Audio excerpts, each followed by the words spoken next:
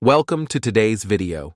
We're going to fix a common issue with ShareFile API integration, the unable to validate requested client error. This usually happens when your ShareFile API connection details are wrong. Here's how you can fix it. First, log in to Okta Admin Dashboard. Here search for ShareFile Application. Look for Provisioning, then Integration, and click on Edit.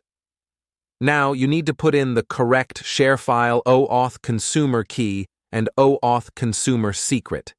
These are unique codes you get from ShareFile.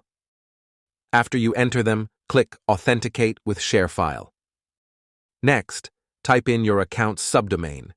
This is the first part of your ShareFile URL.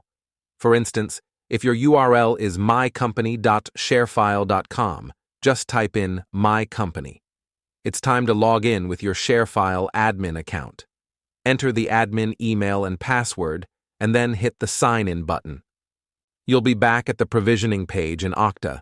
If everything went well, you'll see a message confirming that authentication was successful. Don't forget to click Save. And that's it. You should have successfully set up your ShareFile API integration. Thanks for watching. If you found this video helpful, please like and subscribe to us on YouTube.